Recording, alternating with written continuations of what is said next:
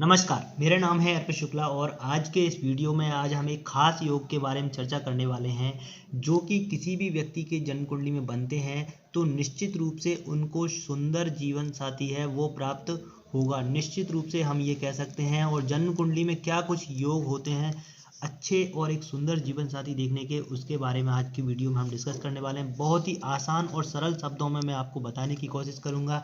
यदि आपको बस बेसिक सी नॉलेज है जैसे कि ग्रह क्या होते हैं, भाव क्या होती हैं, राशियां क्या होती हैं, तो आप बहुत आसानी से समझ पाएंगे और जान पाएंगे, अपनी जन्म कुंडली से खुद जान पाएंगे कि आपको किस तरह का जीवन साथी प्राप्त होगा। और यदि आपका विवाह हो चुका है तो भी आप इन सूत्रों को वेरीफाई कर पाएंगे।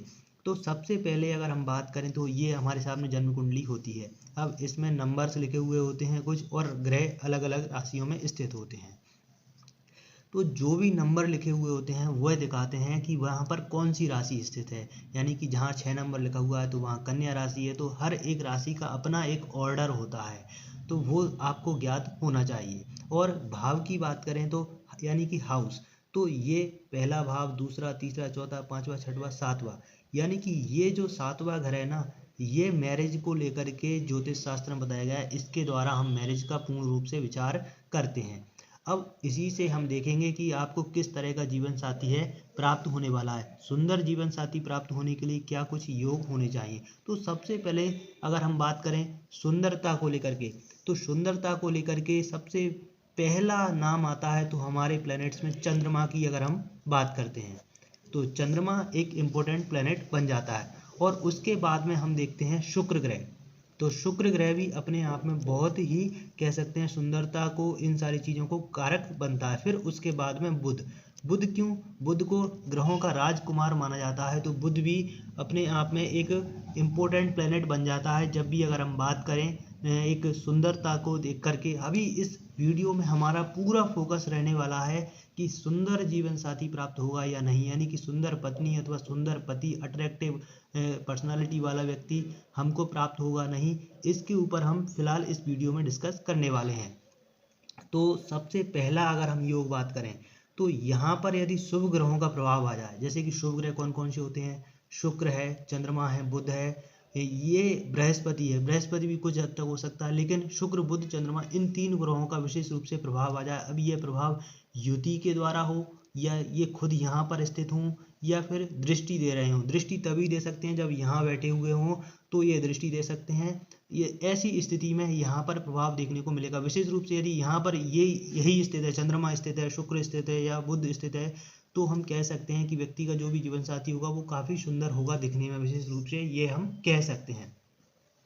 फिर अगले योग की बात करें हम कि इसके अलावा और क्या चीज़ें देखी जाती हैं, तो यहाँ का जो स्वामी ग्रह बना है वह जन्म कुंडली के लाभ स्थान में हो या फिर नवम भाव में हो, तो या पंचम भाव में हो या लग्न में स्थित हो, तब भी व्यक्ति का जीवन साथी है वो एक कह सकते हैं हम दिखने में सुंदर हो। विशेष रूप से ये चीज़ देखने को मिलती है। अब अगले योग की बात करें हम, कुल मिलाकर के कौन कौन से जो योग हैं वो बन सकते हैं। यदि आपकी कुंभ लग्न है, यानी कि यहाँ पर 11 नंबर लिखा हुआ है, तो आपकी कुंभ लगन बन जाएगी। अब कुंभ लगन बनी है तो यहाँ पर पंचम भाव के स्वामी सूर्य बनेंगे और सूर्य का जो संबंध है वह शुभ ग्रहों से बनना चाहिए। यानी कि सूर्य के आसपास शुक्र, बुध या गुरु या इनकी दृष्टि या युति किसी प्रकार से इनका संबंध बनता है सूर्य का शुक्र के साथ में, तो व्यक्ति का जो जीवन साथी होगा वो हम कह सकते हैं सुंदर होगा। और वृषभ राशि में, यानी कि आपकी जन्म कुंडली में जहाँ कहीं भी वृषभ राशि आती है, विशेष रूप से यदि वृषभ राशि यहाँ आ जाए या फिर यहाँ पर आए या वृषभ राशि यहाँ आए और उसके साथ में उसी राशि में शुक्र और चंद्रमा की युति बन जाए, यानी कि वीनस और मून की युति बनती है, कंजंक्शन बनता है, तो भी यह एक योग बन जाता है जो कि दिखाता है कि व्यक्ति का जीवन साथी है वह सुंदर होगा। अब अगले योग की बात करें हम तो सप्तम भाव का स्वामी सप्तम पर प्रभाव दे। अब वह प्रभाव तब दे सकता है या तो यहाँ पर स्थित हो जाए या फिर यहाँ पर कहीं भी बैठ करके दृष्टि दे रहा हो। जैसे कि बृहस्पति की बात करें, यदि सप्तम भाव का स्वामी बृहस्पति बन गया तो बृहस्पति या तो यहाँ पर ही हो या फिर यहाँ स्थित हो, यहाँ हो, तो वो अपनी एस्पेक्ट के द्वारा भी यहाँ पर प्रभाव दे सकता है। तो इस तरह सप्तम भाव का स्वामी सप्तम पर प्रभाव दे।